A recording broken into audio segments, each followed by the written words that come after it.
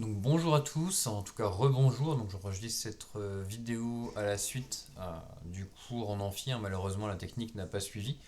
Donc je vais vous présenter rapidement les travaux pratiques. Donc je vais être un petit peu plus concis sur la vidéo pour vous permettre de ne pas avoir quelque chose de trop long à regarder. N'hésitez pas, si vous avez des questions par mail ou autre, ça se fera sans souci. Alors, pour les travaux pratiques, hein, ce que j'avais commencé à dire en amphi, ce qui est important et différent par rapport à l'année dernière, pardon, vous allez avoir une autre finalité sur votre TP. C'est-à-dire que l'année dernière, vous avez repris quelques techniques, quelques pratiques, utilisation des burettes, des micropipettes, comment faire un dosage, comment utiliser certains matériels. Là, ça va être beaucoup plus simple pour vous. Le but, ça va être de me rendre un résultat, certes, mais ancré dans la littérature. Donc ça veut dire qu'en amont du TP, vous allez avoir un travail de biblio à faire. Donc c'est-à-dire que par exemple, vous faites le dosage des orthophosphates. Comment ça va se passer? Donc qu'est-ce que c'est que les orthophosphates? Quel est le problème environnemental de la concentration en orthophosphates? Comment marche le dosage? Vous allez avoir un dosage à faire avec soit un dosage spectroscopique, soit un dosage avec une burette, vous verrez. Quelle est la réaction qui se fait pendant ce dosage, comment ça marche, pourquoi est-ce qu'on a une couleur qui apparaît. Donc ce sera des choses à faire en amont du TP. Et ça c'est assez important à bien préparer, hein. Il faut que votre TP soit bien préparé, sinon ça ne marchera pas. Il faut savoir qu'on n'a que 3 heures de TP, donc si ça c'est pas fait, ça va être un peu compliqué. Je vous rappellerai tout ça. Alors les TP vont être faits par deux intervenants, donc Madame Savenet que vous n'avez pas encore eu l'occasion de croiser à l'école et moi-même. Et vous aurez à nouveau l'habitude, hein, de croiser Ivan en salle de TP et peut-être Clarisse, hein, Clarisse Roche, si vous ne l'avez pas encore croisée, c'est une nouvelle technicienne de laboratoire aussi également. Donc vous les croiserez en TP si vous avez des petites questions, vous pouvez leur poser si jamais je suis avec un autre binôme. Normalement, voilà, elles peuvent répondre sans aucun souci. Des petites consignes de manipulation évidemment. Je reprends un peu les classiques, pas très longtemps. Vous ne prélevez pas directement dans les flacons, vous versez dans un bécher, vous ne buvez pas, vous ne mangez pas dans la salle. Si vous avez soif, vous sortez avec votre gourde.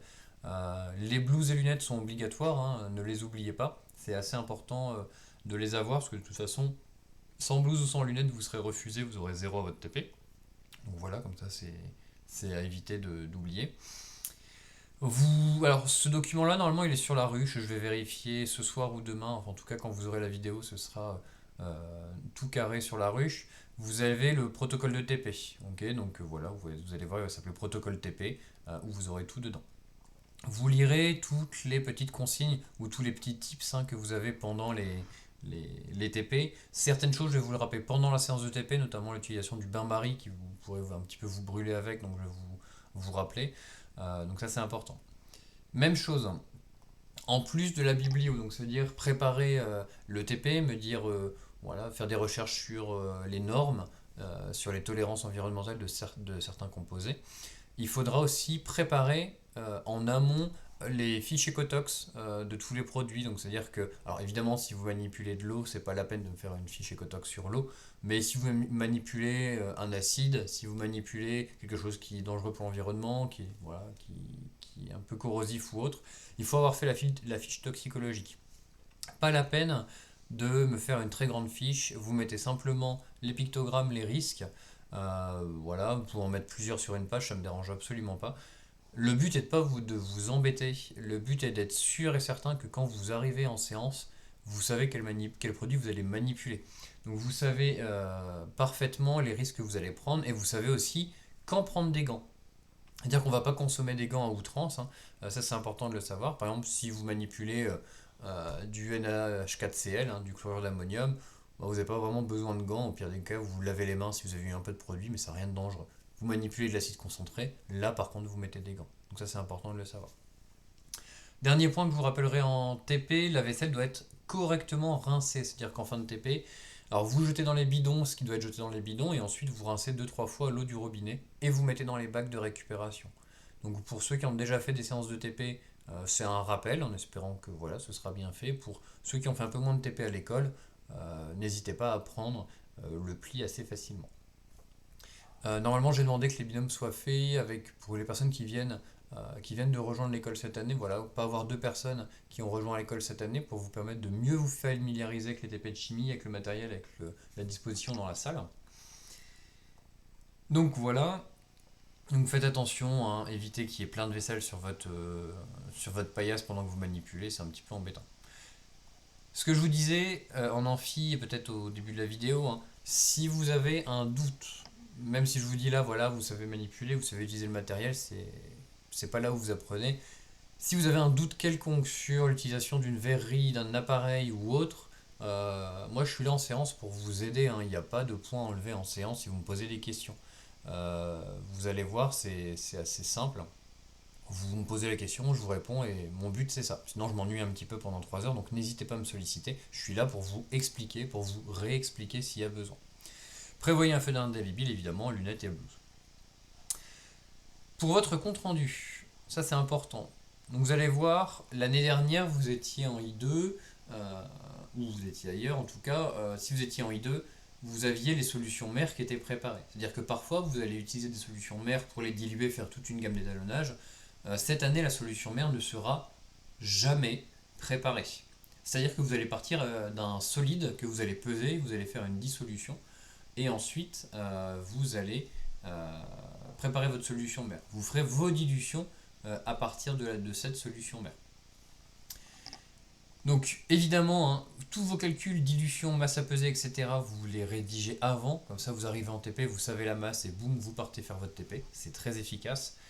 Si vous avez besoin de savoir la pureté du produit, de savoir la masse molaire, etc., alors normalement masse molaire vous les avez sur internet, mais vous pouvez aller voir en amont du TP Ivan hein, qui pourra répondre à votre question.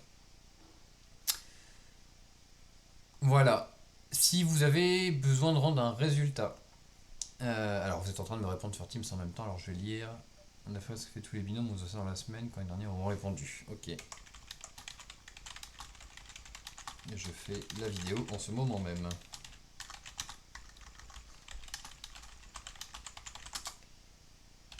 Merci. Donc vous venez de terminer les binômes, hein, vous voyez, on est un peu en asynchrone. Donc, imaginez, vous avez un dosage des orthophosphates et vous trouvez une norme qui dit voilà un rejet de station d'épuration ou une eau de piscine ou un effluent d'entreprise. Vous trouvez la norme qui vous intéresse, la réglementation qui vous intéresse. Moi, ça me dérange absolument pas. Et vous me dites que ça ne doit pas être supérieur à tant de concentration. Ben voilà, vous citez vos sources, où vous l'avez eu. Alors faites attention à comment vous citez vos sources. Hein. Me citez pas Wikipédia, me citez pas des sites un peu tiers. Citez-moi vraiment des vraies réglementations. Si vous, d'ailleurs, si vous citez Wikipédia dans vos travaux, citez toujours la source de Wikipédia, jamais Wikipédia elle-même. Ça, c'est au passage. Donc, appuyez vos réponses avec les littératures scientifiques, d'accord. Pour ce qui est du protocole des manipulations, ne recopiez pas, faites-le avec vos mots, vous allez voir, il y a des protocoles qui sont pré-remplis, donc vous allez voir ça un petit peu plus tard. Ayez un regard critique en faire vos résultats. Si ça vous semble aberrant, dites-le. Ça permet de gratter quelques points parce que des fois vous commentez pas alors que c'est réellement aberrant. Bon, les consignes sécurité, vous savez, binôme, les salles de TP, les blouses, les gants, les chaussures, etc. Pour la gestion des déchets, des résidus de TP, vous avez, je serai en séance, il ne faut pas hésiter à demander, mais en gros, la seule chose qui se jette, c'est pour le TP1, c'est tout ce qui est DCO, et pour le TP2, tout ce qui est chlorure. Vous me demandez en séance si vous avez un doute, c'est bien mieux que de jeter dans l'évier alors qu'il ne faut pas. Alors, comment ça va se passer? Alors ça c'est pas la version modifiée, si c'est la version modifiée. Comment ça va se passer pour vous? Vous allez faire 4 TP, d'accord. Je vais faire un petit schéma, ça va pas être très joli mais c'est pas grave, ça va marcher très bien comme ça. Hop, tac, si je fais ça comme ça, nickel, on voit bien. Faire ça comme ça. Hop, hop. Vous avez 4 TP. Alors comment ça va se passer? Donc ici, aujourd'hui, on a le cours de présentation des TP. Alors, je fais un petit schéma en direct. Donc c'est le cours de présentation. Alors qui se fait un petit peu en tac. Voilà, cours de présentation. Donc ça c'est aujourd'hui. Donc on a 1h30 ensemble pour faire ce cours de présentation. D'accord. Je vous montre un petit peu la taille des choses. Donc ça c'est aujourd'hui. Aujourd'hui on a ce cours de présentation, ça va bien marcher comme ça. Ensuite vous allez avoir votre première séance de TP. Donc la première séance de TP, le TP1, d'accord, vous allez toutes et tous faire le même TP. TP1, vous allez voir dans votre protocole, ce sera le dosage des orthophosphates. Donc ici, tous les binômes font le même TP. Même TP. Donc c'est-à-dire, c'est le TP orthophosphate et chlorure. Donc ça, donc première séance de TP, le TP que vous avez tous et toutes à préparer, c'est le TP orthophosphate et chlorure. Donc ça c'est important. Vous ferez toutes et tous le même TP lors de votre première séance de TP. Ensuite, vous allez avoir 3 autres TP. Hop. Et hop. Et lors de cette séance de TP, vous aurez donc votre TP 2, 3 et 4. TP 2, TP 3, ça marche pas. TP 3 et TP 4. Et ce qui va se passer, c'est que la première séance de TP, vous allez faire tous le même TP. Par contre, lors de la deuxième séance de TP, donc ça c'est la première séance, voilà.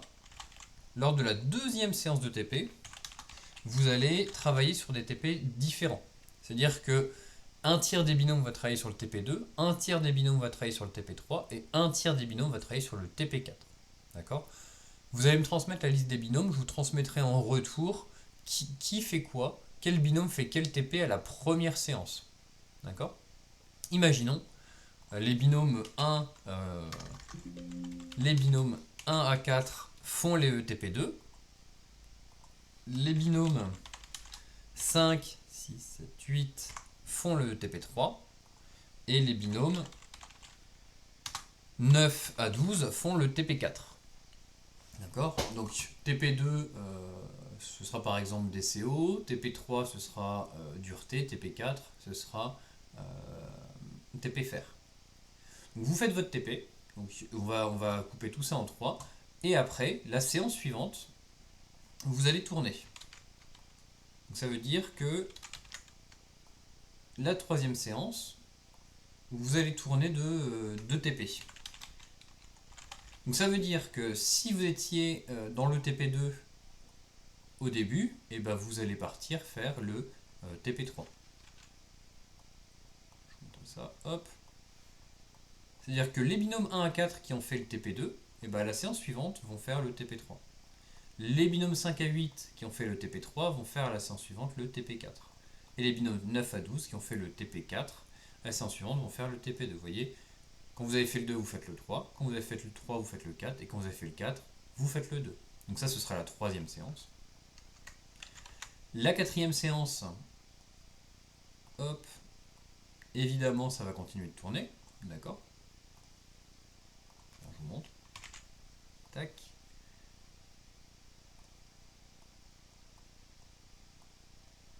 Voilà. Donc, ceux qui avaient fait le TP2 vont faire le TP3. Hop. Ceux qui avaient fait le TP3 vont faire le TP4. Voilà. Et ceux qui avaient fait le TP4 vont faire le TP2. Ce qui fait qu'au final, si vous regardez, vous aurez tous fait le TP1. Et si je prends l'exemple par exemple du binôme 1, il aura fait le TP2 à la première séance, le TP3 à la troisième séance et le TP4 à la quatrième séance. Donc ça, je vais vous donner une feuille où je récapitulerai qui fait quoi à telle séance, vous inquiétez pas. Si je regarde votre calendrier, alors je vais regarder un petit peu en direct avec vous, normalement je voulais le faire en séance, mais c'était pas possible aujourd'hui. Vous avez votre premier TP avec Madame Savenet ou moi-même. Ok. Ok. Et normalement, vous devez avoir un autre cours. Voilà. Je vous le montre rapidement ici. vous avez un cours ici le 7 avril. Donc c'est-à-dire que vous allez, avant le 7 avril, vous allez avoir tous fait votre première séance de TP. Ça veut dire qu'en fait, hop, je rajoute une petite case. Entre ce TP1 et le restant des séances, on va avoir un autre cours, d'accord? Hop, je vais tout mettre au niveau. Ça c'est la chronologie, hein, donc je vous montre le temps s'écoule comme ça. Hop, voilà. On va avoir un deuxième cours où ensemble, je vais vous restituer les TP. Voilà. Je vais vous restituer le TP1 et je vais vous dire plus en détail sur vos comptes rendus, ce qui s'est bien passé, ce qui n'a pas été, ce qui était plutôt bien, ce qui a modifié pour le restant de la série. C'est-à-dire que là aujourd'hui on est au cours de présentation, vous ferez tous le même TP qui sera orthophosphate et chlorure. Je corrige les TP, madame Savenet corrige les TP. On vous fait une restitution de vos comptes rendus sur une séance d'1 h 30. Donc je vous rappellerai, hein, c'est une séance où malheureusement les photos sont interdites sur les comptes rendus, je vous redirai tout ça. Mais vous aurez les consignes de qu'est-ce qui a été, qu'est-ce qui n'a pas été, et au cas par cas, vous pourrez m'appeler et me dire, bah voilà, qu'est-ce que vous pensez de mon compte rendu, est-ce que c'était bien, qu'est-ce qui manquait, etc. Comme ça, vous avez toutes les consignes, tout ce qui est attendu pour tous les TP suivants. Au moins, vous avez un retour pour vous dire, ça c'était bien, ça c'était moins bien, faites attention à ceci, faites attention à cela. Ok ? Une dernière chose pour vous qui va pas être la chose la plus agréable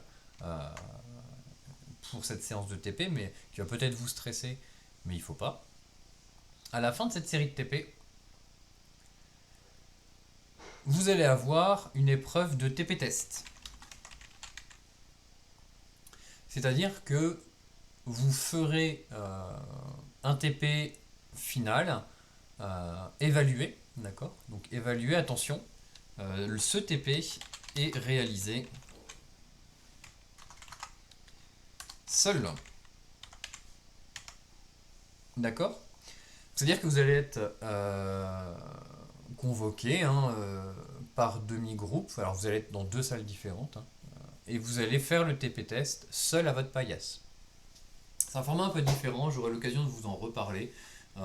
Il est plus sous un format I2, c'est-à-dire que vous allez avoir une gamme d'étalonnage à faire, passer au spectro, me rendre un résultat sur une solution inconnue, terminé. Il n'est pas très très compliqué. Pourquoi je vous le précise aujourd'hui, c'est qu'il est important que vous soyez toutes et tous moteurs pendant le TP. C'est-à-dire que vous ayez au moins utilisé le pH-mètre, que vous ayez utilisé le spectro, que vous sachiez faire une gamme d'étalonnage, que vous sachiez peser sur une balance, faire une dilution, etc. Parce que quand vous allez être seul devant votre TP, ce sera très différent. Je serai en séance et lorsque vous me poserez une question, il y a de fortes chances que je vous réponde attention. Si je réponds à cette question-là, vous perdez des points parce que ce sera une séance comme un partiel en fait. Donc si vous vous rappelez plus comment on fait le calcul de la masse, et ben la masse je vous la donnerai, mais je vous dirai en amont est-ce que tu es sûr de voir la masse? Si je te donne la masse à peser, tu perdras les points sur la question. Si votre courbe d'étalonnage n'est pas très jolie, ben, je vous donnerai une courbe d'étalonnage qui est plutôt propre pour vous permettre de rendre un résultat. Mais même chose en amont, je vous dirai est-ce que tu es sûr de vouloir le résultat de ceci.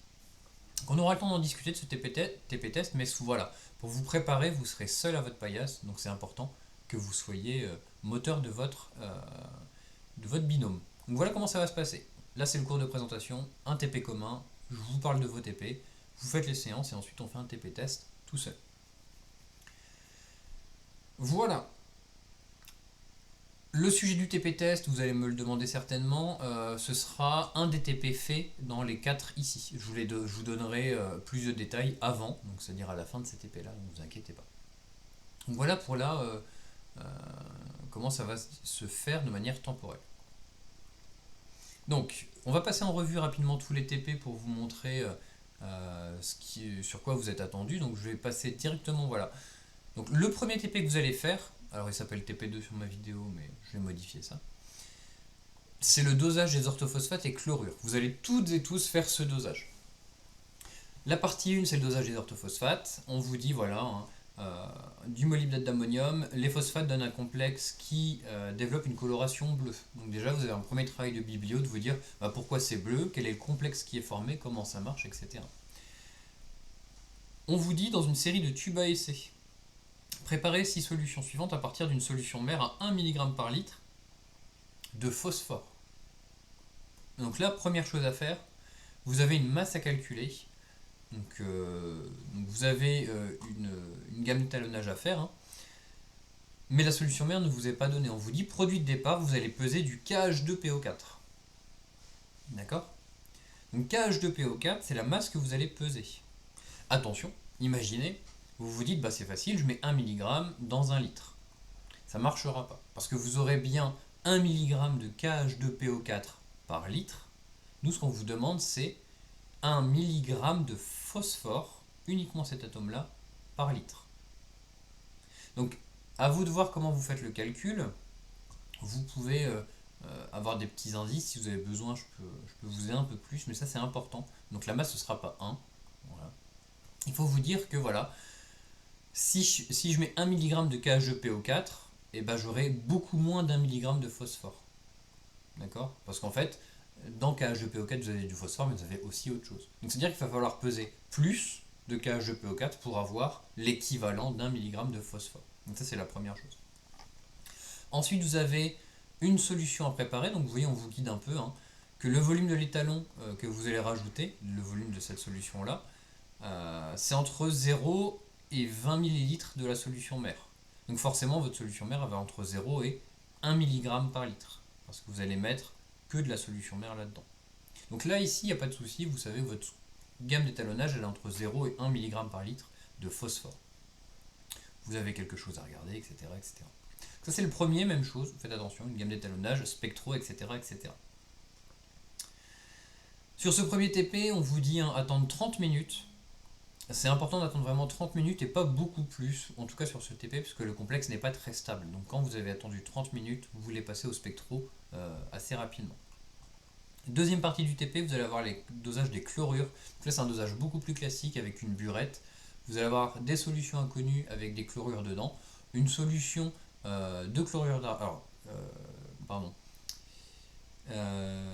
Des chromates d'argent, vous allez voir, vous allez faire ce dosage-là. D'accord?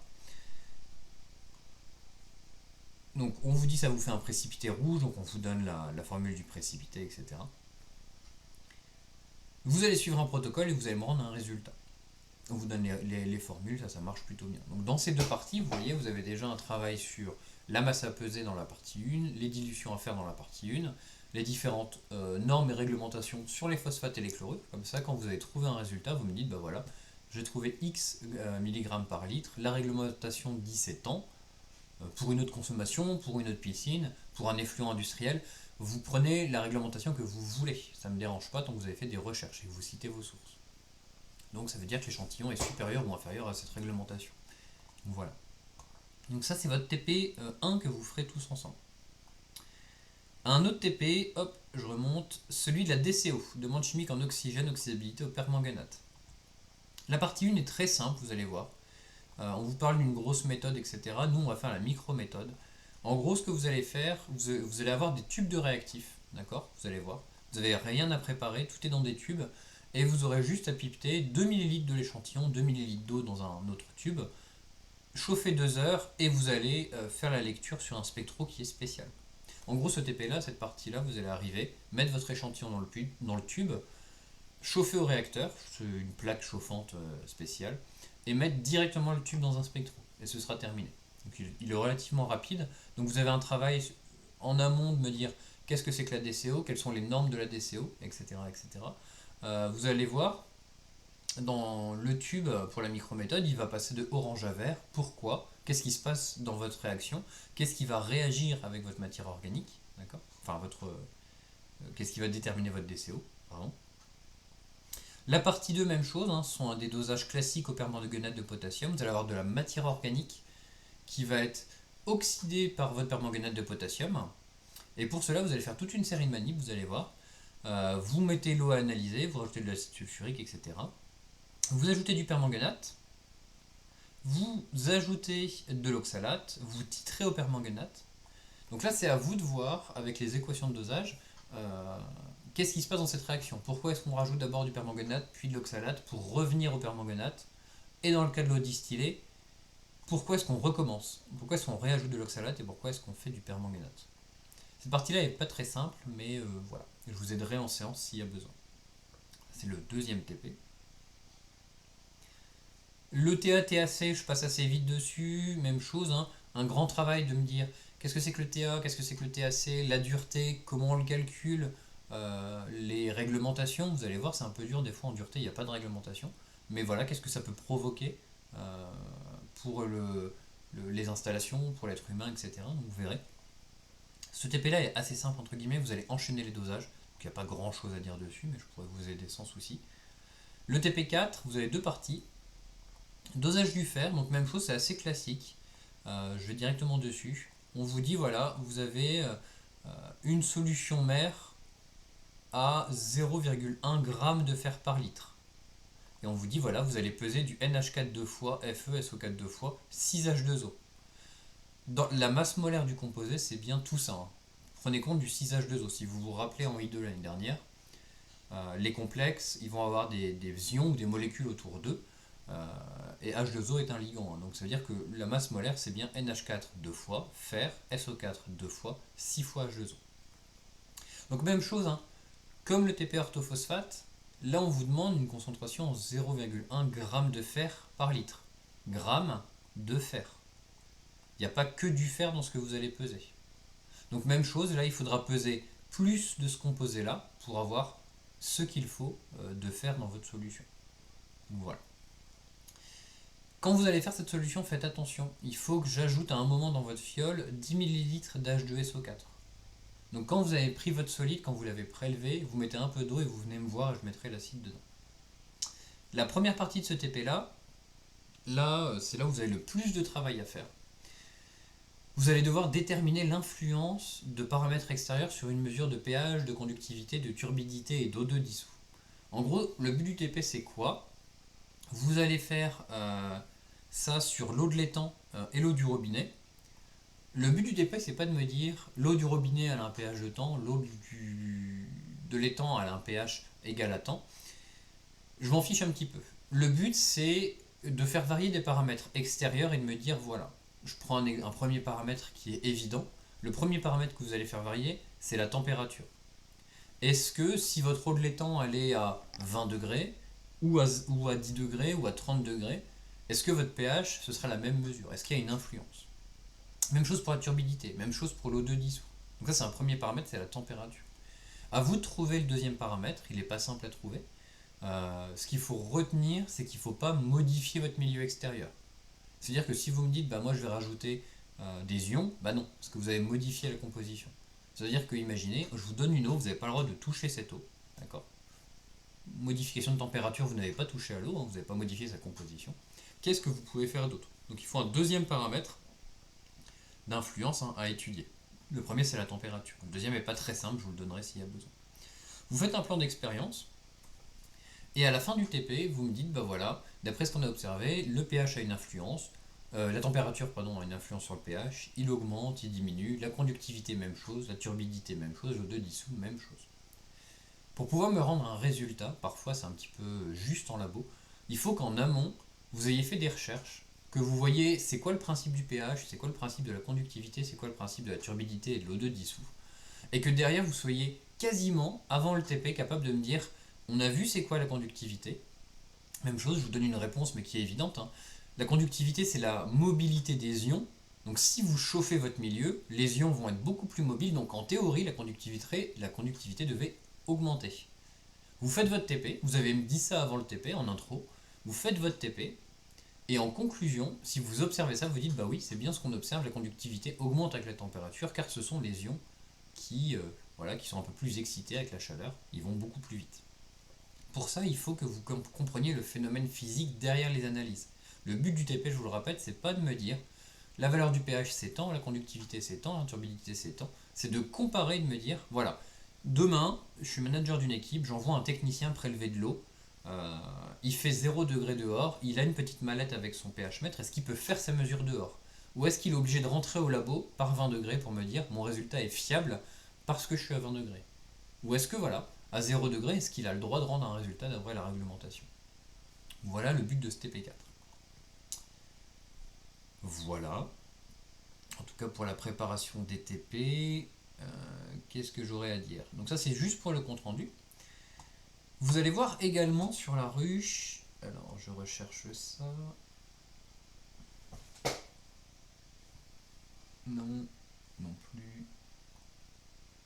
Ah, je ne les ai plus. Ah si, voilà. Hop. On va mettre les mails. Sur la ruche, vous allez avoir des comptes rendus de TP. Donc ça c'est la deuxième partie. Compte rendu de TP, ça me permet moi déjà de 1 d'éviter que vous fassiez 20 pages sur de la bibli ou des choses, c'est pour vous restreindre un petit peu. Je vais vous montrer déjà comment ça se passe par exemple sur orthophosphate et chlorure, hein, donc le premier TP que vous allez faire, donc c'est celui-ci. Ça charge. Vous mettez nom, prénom, nom, prénom, nom, prénom, d'accord.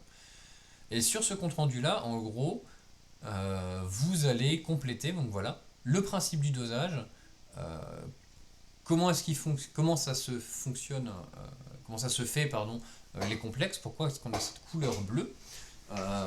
Hop, j'allume la lumière. Comment ça se fait cette couleur bleue? Pourquoi? Quelle est la norme? Quelle est la réglementation par exemple? Vous voyez, la réglementation en termes d'orthophosphate. Voilà, c'est ici que vous mettez toutes vos recherches que vous allez faire. Ensuite, mode opératoire. Pour vous expliquer ce que j'attends là, c'est par exemple, dans le TP, on vous dit, vous devez préparer une solution à 1 mg de phosphore par litre. Et bien très bien, on doit préparer une solution à 1 mg de phosphore par litre. Hop. On sait que la masse molaire de KH2PO4 égale à X. Voilà, donc vous faites ça propre évidemment. La masse de KH2PO4, décidément,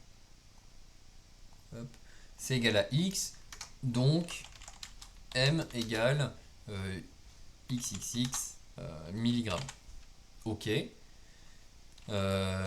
Imaginons que vous devez peser, je dis une valeur aléatoire, 10 mg. Et ben après vous me dites, hop, dans la partie manipulation, on a pesé 10,1 mg. On ajoute, voilà, il faut faire un espèce de ping-pong pour que, voilà, on doit préparer une solution, donc ça c'est ce que vous devez faire dans votre manip, et à droite vous avez une partie observation, calcul, remarque, donc ça c'est vraiment la partie pendant le TP. Donc théoriquement vous devriez laisser des espaces là pour pouvoir répondre à droite. Et vous essayez de faire ça en quinconce, d'avoir quelque chose à droite, à gauche, à droite, à gauche, et à chaque fois de compléter. Vous voyez, on doit préparer une solution, et ben on sait que cette solution elle est de temps, donc on doit peser tant de milligrammes. Vous faites le calcul ici. Ensuite, qu'est-ce que vous avez fait? Ensuite, ici, on prépare des solutions étalons, voilà le calcul, CAVA égale CBVB, etc. Ça a donné ça. On observe une coloration bleue au bout de 30 minutes. Ok, on fait ça, on passe au spectro. Au spectro, on a trouvé telle valeur. Essayez à chaque fois, voilà, de décaler pour que la lecture soit très simple. C'est-à-dire que moi, quand j'arrive, là, je sais que c'est la préparation de la solution. Si ça ne m'intéresse pas de lire ça, je lis pas ce qui est à droite. Ici, c'est ce que vous avez pesé, ok, etc., etc. Donc voilà, donc c'est une manière de présenter pour vous simplifier un petit peu les choses.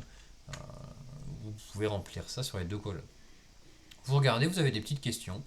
Le tableau à compléter, le principe de la spectro, quelle est la longueur d'onde utilisée, donc ça c'est en TP, elle n'est pas donnée dans le compte rendu, vous pouvez la trouver sur internet mais on va la déterminer en TP, donc comment est-ce que vous aurez fait en TP, et quelle est la concentration de la solution inconnue. N'oubliez pas, ça je vous le dirai, n'oubliez surtout pas de me donner le numéro de votre solution inconnue. Vous allez avoir des solutions avec des numéros ou des lettres A, B, C ou 1, 2, 3.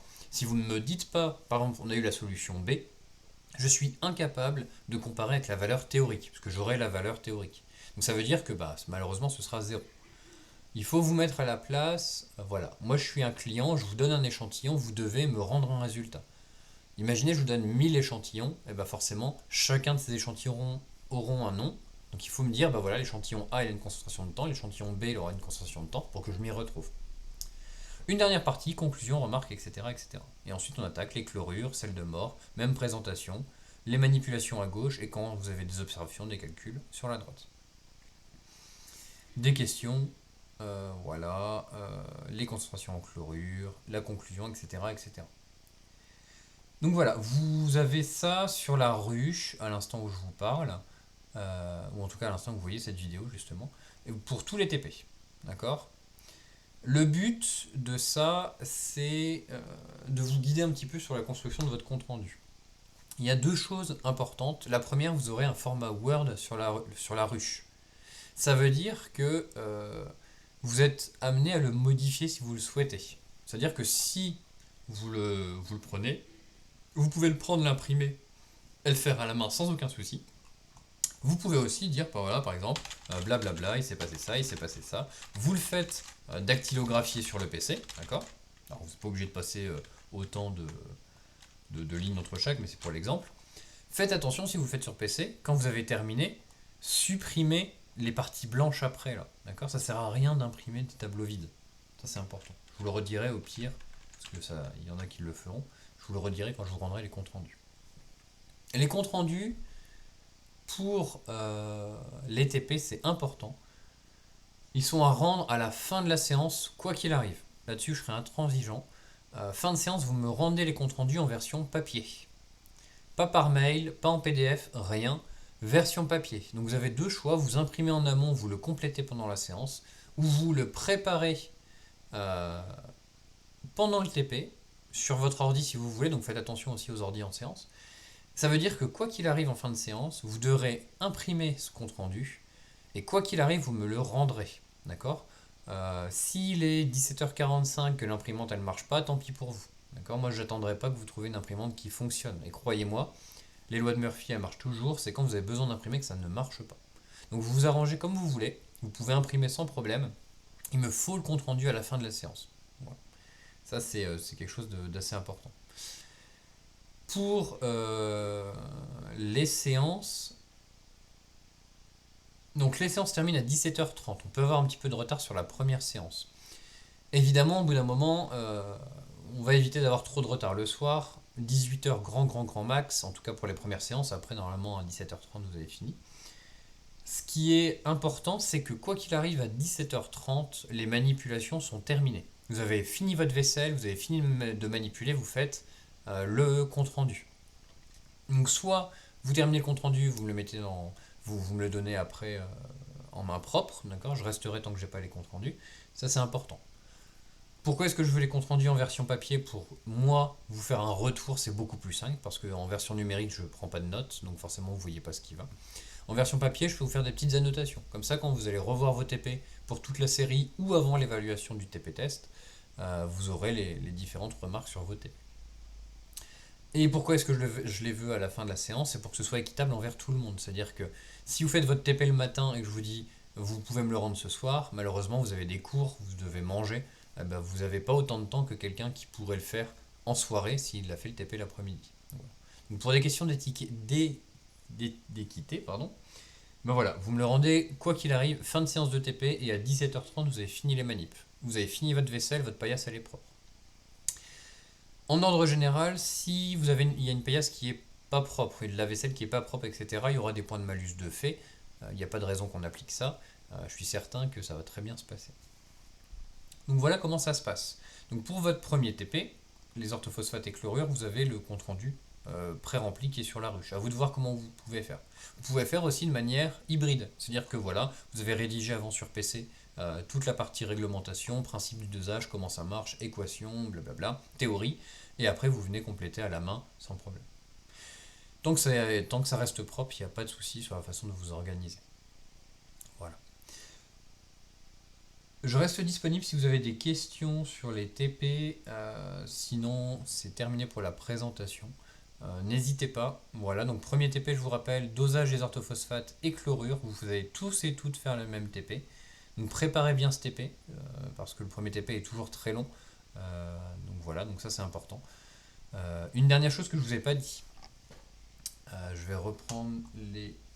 Est-ce que j'ai encore les protocoles de TP de sortie? Oui. Ce que je vous ai dit pour le TP orthophosphate et chlorure, voilà, je vous ai dit c'est facile, hein, la gamme d'étalonnage va de 0 à 1 parce qu'on vous guide. On vous dit au début vous mettez pas de solution mère et à la fin vous mettez 20 ml de solution mère. Faites attention, il y a des TP où la gamme d'étalonnage n'est pas si simple que ça. Je vous aide un petit peu pour le TP fer, pour éviter que vous fassiez des erreurs.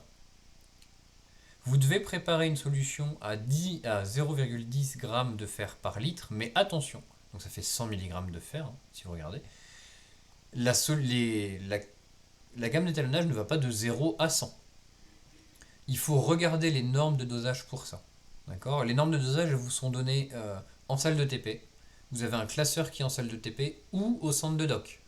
Vous demandez à Madame Boulois, elle va avoir un classeur qu'elle va vous donner et vous cherchez, voilà, dosage du fer 2 par la méthode de la phénanthroline et vous allez savoir, voilà, pour la gamme d'étalonnage, on doit aller, par exemple, je dis une bêtise, de 0 à 50 mg par litre, ou de 0 à 20 mg par litre, ou de 0 à 84 mg par litre. Voilà. Donc regardez bien ça, c'est important, en tout cas pour les manips. Voilà. Je reste disponible si vous avez des questions. Dans le pire des cas, il y aura un retour qui vous sera fait euh, après votre premier TP. On en rediscute, voir ce qui a été, ce qui n'a pas été et comment vous allez rédiger tout ça. Je vous remercie, n'hésitez pas. Bonne fin de journée à vous, bonne journée selon l'heure où vous regardez la vidéo. Au revoir.